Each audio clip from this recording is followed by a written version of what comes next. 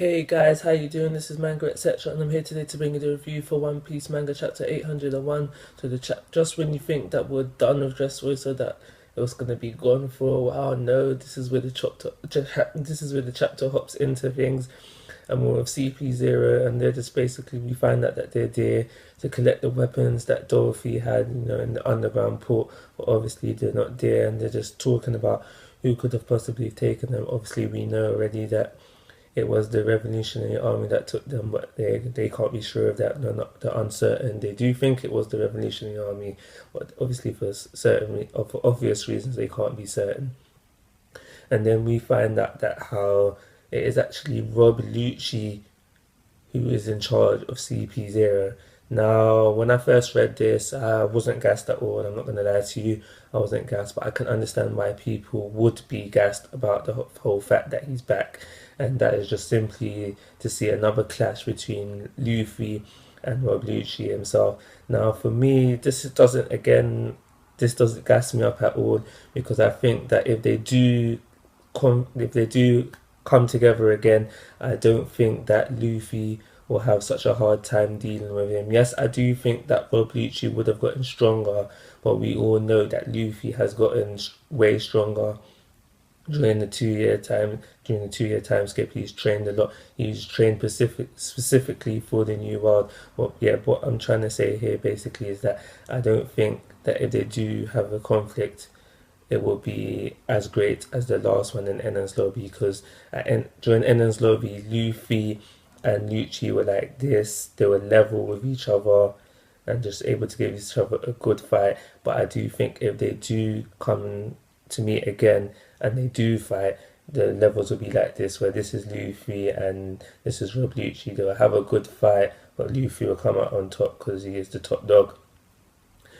I do, and I would prefer that if anything, that Rob Lucci fight another member of the Straw Hats, probably Sanji. That would be great to see, and I'd even go as far as to say even Usopp win, only so we can see how far the lower members of the Straw Hats have come, and it'd be a good gauge to see it from, because you get me. Rob Lucci was one of the hardest fights pre-time skip, so for a Straw Hat like Usopp to take him out, it would really show how much the Straw Hats have grown since the 2 year time skip. But that's just for me personally. Before we leave Dressrosa, we get to see how they've built some statues for them in honor of them. We have one statue of Usopp with the tongue all slithering out, and then we have one for Lucy. Sorry, Luffy, you're not gonna. Well, you are gonna be remembered, but you're gonna be remembered as an old man who fought in the Colosseum, and that's just how it is there. From once we leave Dressrosa, we're on the sea now.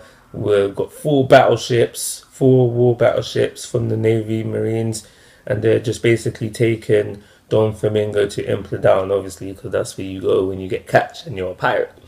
So the first thing, and you just this scene skips into Dorothy talking to one of the Marines. I've forgotten the name now. Sorry about that. And Dorothy's basically like, "You guys should have helped me. You guys screwed up."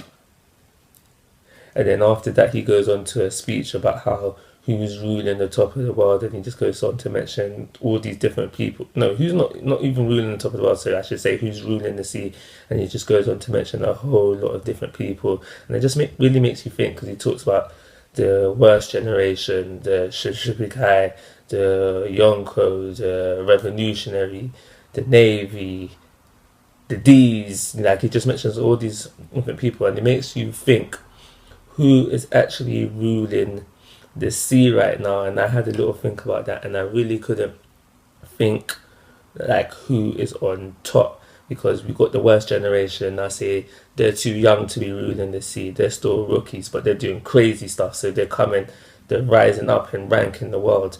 We got the Shichibukai. I say they're not ruling the sea either, because we have the worst people from the worst generation. Yeah, they may be forming alliances to do it, but they're taking out Shichibukai, and like, get me, that even Luffy, before he even entered the new world, he was able to take out Shichibukai. So I don't think they're ruling the sea either. And then it's just, you want to say the Yonko ruling the sea, but we got Kaido who's trying to get himself killed, and then we have Big Mom who's busy throwing tea parties, and we have Blackbeard who's trying to find One Piece, and who knows what Shanks is doing. This is what I'm trying to say. I guess this is what I'm trying to get into now. It's really hard to tell who is ruling the sea right now, but Don Flamingo mentions all these peoples, and we don't know nothing about the D's yet, so we can't say they're ruling the sea either. But yeah, Dolphy mentions all these people that could be ruling the sea, and he just says,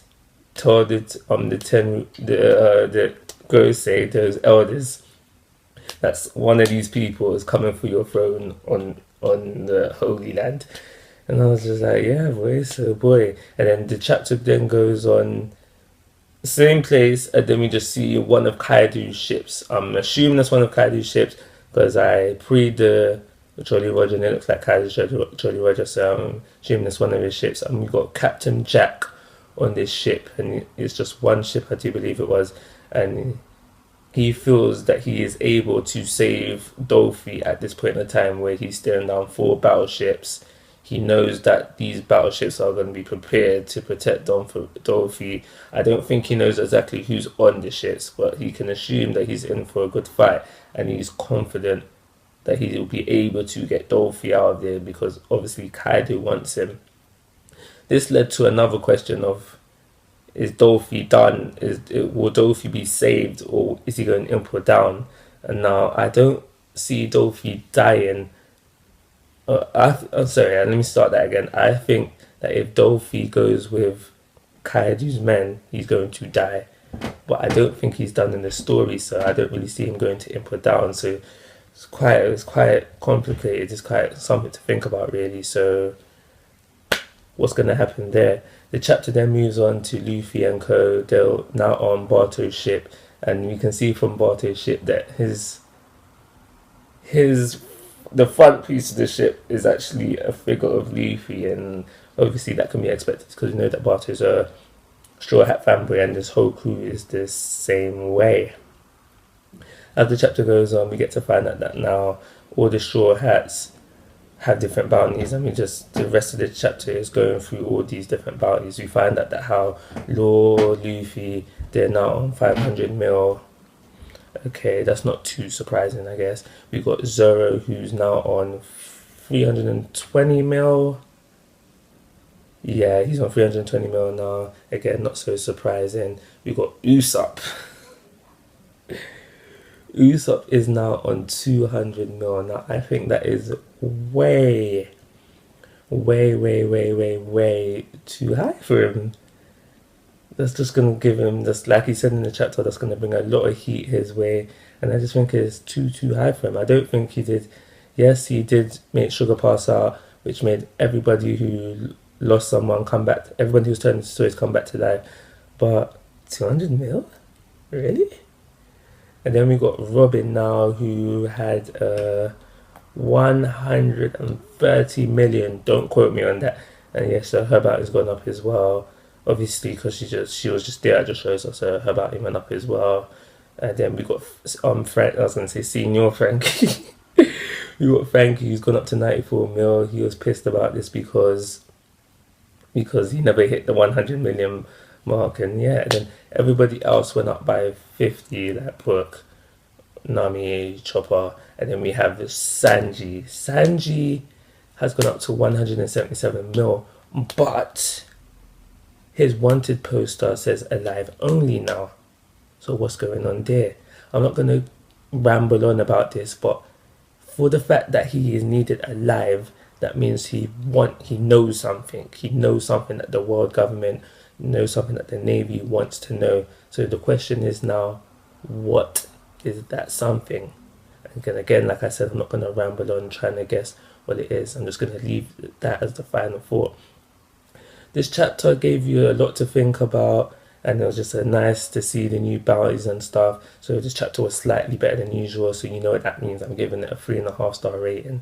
So like always, guys, I'm asking for your thoughts and opinions. If you haven't already, please subscribe to my YouTube channel, but most importantly, take care. Have a nice day.